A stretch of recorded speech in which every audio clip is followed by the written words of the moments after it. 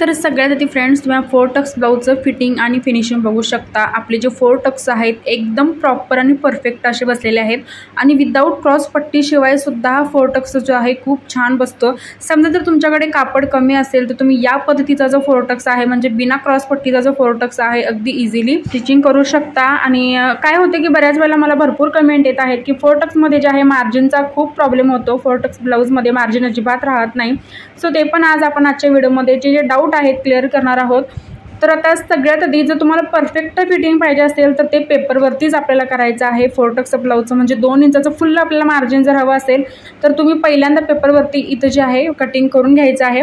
आता मी 38 साईज दाखवत आहे, पण तुम्ही तुमच्या हिशोबाने तुम्ही तुमच्या साईजनुसार या मेथडने कोणतेही ब्लाऊज जे आहे स्टिच करू शकता। फक्त मेथड ही वापरायची आहे, बाकी मेजरमेंट जे आहे तुम्ही कमी जास्त जसं तुमचं मेजरमेंट असेल तसं तुम्ही ठेवू शकता। आता हे 38 साईजसाठी मी तर मेजरमेंट घेतलेलं आहे। पूर्ण उंची मी 15 इंच घेतली, जी तयार होऊन आपली 14 इंच राहणार आहे। शोल्डर मी 5.5 इंच घेतलं, मुंडा घ्यायचा आहे 6 इंच। जर तुम्ही 32-34 साईजसाठी जर ब्लाऊज बनवत असाल तर शोल्डर 5 घ्या आणि मुंडा 5.5 घ्या। आता इथं आपलं काय करायचं की छातीचं प्रॉपर माप द्यायचं आहे 9.5 इंच। तर हे बघा 9.5 इंच मी छातीचं प्रॉपर माप घेतलं। त्याच्यानंतर 2 इंच त्याच्यामध्ये प्लस मार्जिन जे आहे एक्स्ट्रा घ्यायचं आहे आपल्याला। आता जी कमर आहे, कमर आपण घेणार आहोत 8 इंच। 8 मध्ये सुद्धा प्लस आपल्याला 2 इंच मार्जिन ॲड करायचं आहे। आता दाखवल्याप्रमाणे छाती आणि कमर जे आहे आपल्याला जोडून घ्यायचे आहे। आणि जसे की आपण नेहमीप्रमाणे फ्रंट मुंड्याचा शेप आपल्याला द्यायचा आहे 1 इंचावरती, बॅक मुंड्याचा शेप आपल्याला द्यायचा आहे 1.5 इंचावरती।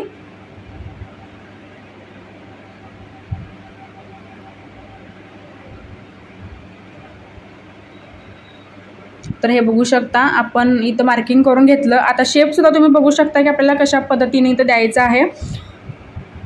जर फ्रेंड्स तुमच्याकडे जर कापड कमी असेल आणि तुम्हाला जर ब्लाऊज स्टिच करायचा असेल तर तुम्ही फोर टक्स हा विदाऊट क्रॉस पट्टीचा जो ब्लाऊज आहे बनवू शकता। याचं पण जे फिटिंग आहे खूप छान येतं, तर त्यामुळे तुम्ही ही जी मेथड आहे तर ती नक्की वापरू शकता।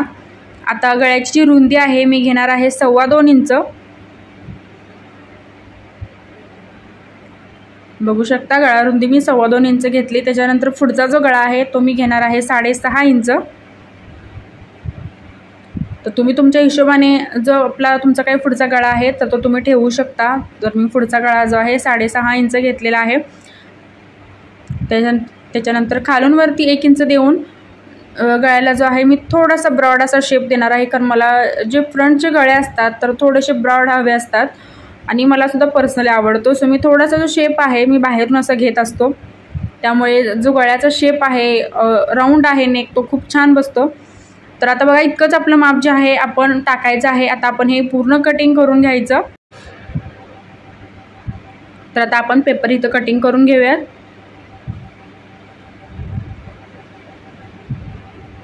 आता सगळ्यात तर आधी आपला जो बॅक मुंड्याचा शेप आहे तर तो इथं कट करून घ्यायचा।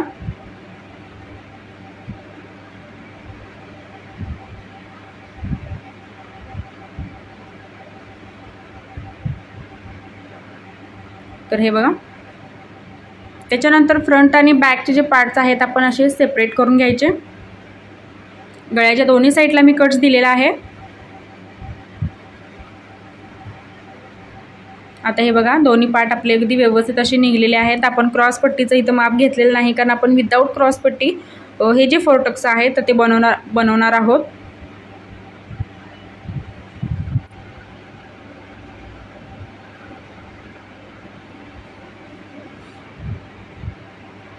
आता इथे मी फ्रंटचा गळा कट केलेला आहे। त्याच्यानंतर फ्रंटचा जो मुंडा आहे तर तोही आपल्याला कट करून घ्यायचा आहे।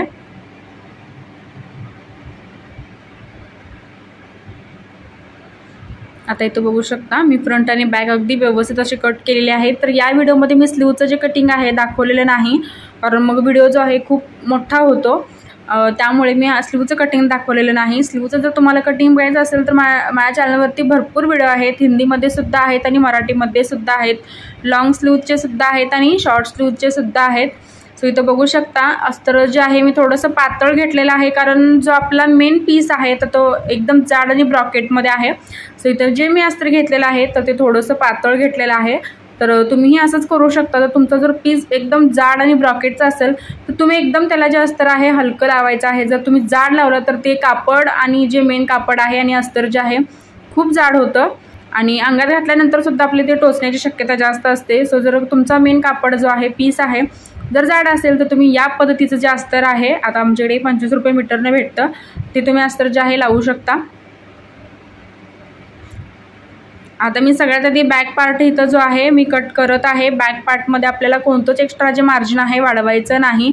तर मला बऱ्याच वेळेला कमेंट येतात की तुम्ही बॅक टक्ससाठी जे टक्सचं मार्जिन आहे तर ते घेत का नाही, किंवा त्याचं काय कारण आहे की तुम्ही घेत नाही। आता मी जो टक्स आहे बॅकचा देतो, पण तो टक्स जो आहे मी अर्धा इंचाचा न घेता एकदम कमी घेतो, त्यामुळे मी एक्स्ट्रा मार्जिन जे आहे टक्ससाठी अजिबात घेत नाही बॅक पार्टमध्ये।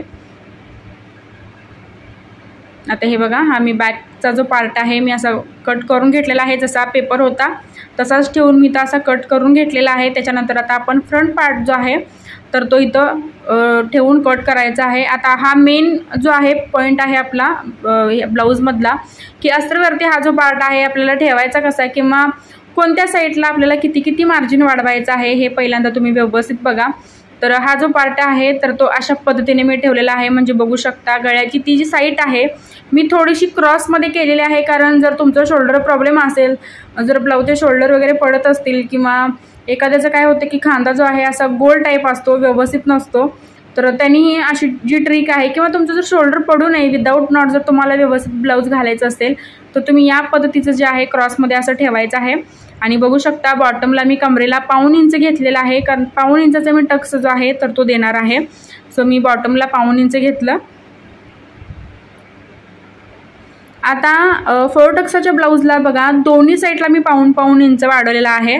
तर बरेच जण काय करतात की एका साईडलाच जे मार्जिन आहे टक्सचं तर ते घेतात, आणि त्याच्यामुळे काय होतं आपण जो टक्स मारतो तर ते सुद्धा मार्जिन अजिबात आपलं काही वेळेला काय होतं की राहत नाही।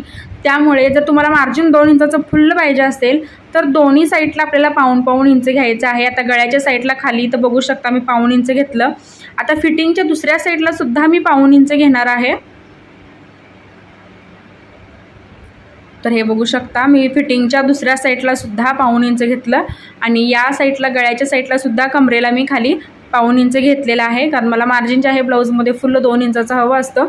सो मी दोन्ही साईडला असं 1.5 इंच घेतलेलं आहे।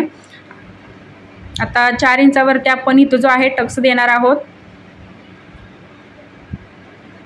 आता आपण हे कट करून घ्यायचं आहे।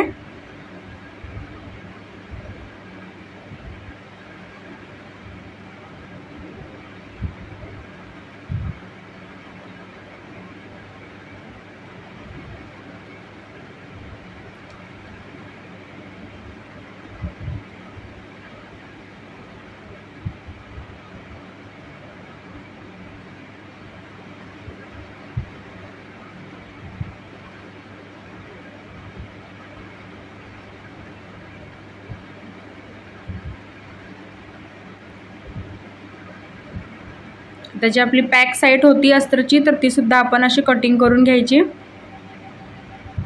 तर आता हे बघा माझा जो फ्रंट आणि बॅकचा जो पार्ट आहे मी इथं कट करून घेतलेला आहे। आता आपण हे मेन कापडावरती कट करून घेणार आहोत। तर इथं बघू शकता की मेन कापडावरती मी हे जे पार्ट आहेत कट करून घेतलेले आहेत। आता बॅक पार्ट मी ठेवणार आहे साईडला, आणि सगळ्यात आधी आपण हे फ्रंट पार्टचं जे स्टिचिंग आहे तर ते करून घेणार आहोत। आता फ्रंट पार्टचं स्टिचिंग बघा आपल्याला काय करायचं आहे की सरळ कापडावरती पहिल्यांदा आपल्याला अस्तर ठेवून काय करायचं आहे, गळा पहिल्यांदा आपण पलटी करून घ्यायचा आहे।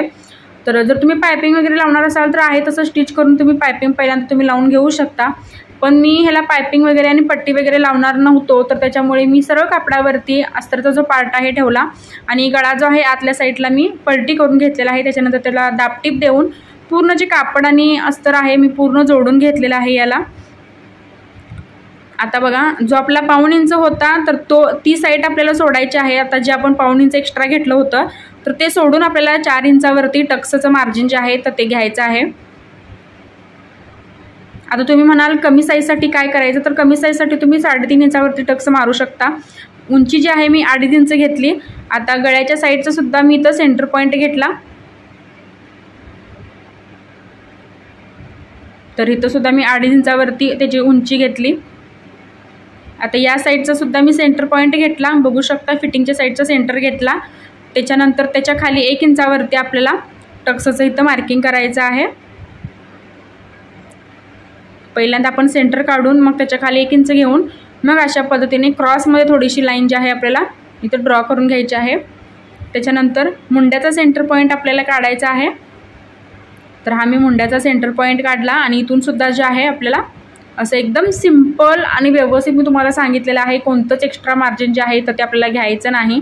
अशा पद्धतीने जर तुम्ही फोर टक्स शिवला तर शिवायला सुद्धा सोपं जातं, जास्त आपल्याला काही मार्जिन वगैरे बघायला लागत नाही. हां, पण ज्यावेळी तुम्ही कधी हे टक्स द्याल किंवा मार्किंग कराल तर त्यावेळी आपल्याला काय करायचं आहे की एक सर्कल तयार करायचा आहे, जो एकदम प्रॉपर असा गोल जो आहे आपल्याला तयार करायचा आहे. म्हणजे तुमचे जे टक्स आहेत तर ते व्यवस्थित आलेत का नाही हे बघायसाठी आपल्याला हा जो सर्कल आहे तर तो आपल्याला इथं रेडी करून घ्यायचा आहे. आता इथं बघू शकता, आता हा जो काही सर्कल आहे मी अगदी व्यवस्थित असा इथं मार्किंग करून घेतलेला आहे.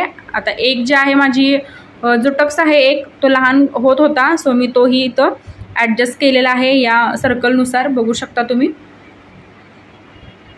आता हे आपलं एकदम परफेक्ट जे टक्स आहेत याचं जे मार्किंग आहे आपण करून घेतलेलं आहे. आता दुसरी साईड काय करायची, त्याच्यावरती आपल्याला थोडीशी ड्रॅप करून घ्यायची आहे आणि नंतर त्याच्यावरती सुद्धा आपण जे आहे तसे हे मार्किंग जे आहे आपण करून घ्यायचं दुसऱ्या साईडवरती सुद्धा.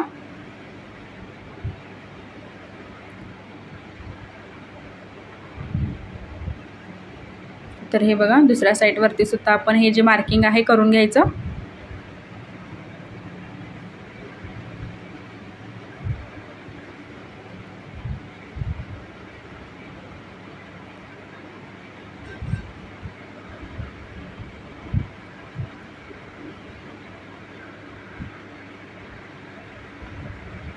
आता हे बघा दोन्ही साईडला मी असं मार्किंग करून घेतलं. आता आपण देणार आहोत याला टक्स. तर आता सगळ्यात आधी आपला जो बॉटमचा टक्स आहे, खालचा जो टक्स आहे तर तो आपण द्यायचा आहे 1.25 इंचाचा आणि जे बाकीचे टक्स आहेत तर ते आपल्याला द्यायचे आहेत 1.25 इंचावरती.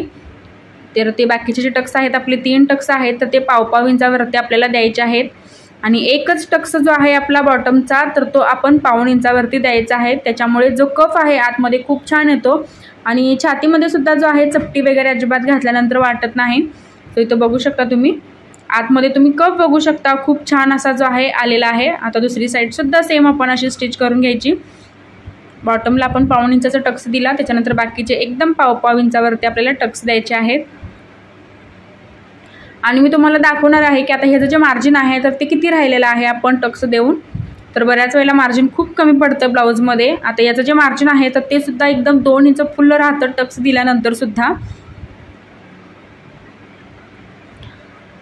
आणि अर्धा इंचाची पट्टी आपण सोडून इथं मेजरमेंट घेणार आहोत नंतर. आणि 8+2 म्हणजे 10 इंच आपण माप घेतलं होतं कमरेचं, तर ते प्रॉपर कमरेचं माप जे आहे आपलं आलेलं आहे इथं बघू शकता. सो फ्रेंड्स, आजचा व्हिडिओ तुम्हाला कसा वाटला हे कमेंटमध्ये नक्कीच सांगा. काय डाऊट असेल तर तेही तुम्ही मला कमेंटमध्ये विचारू शकता.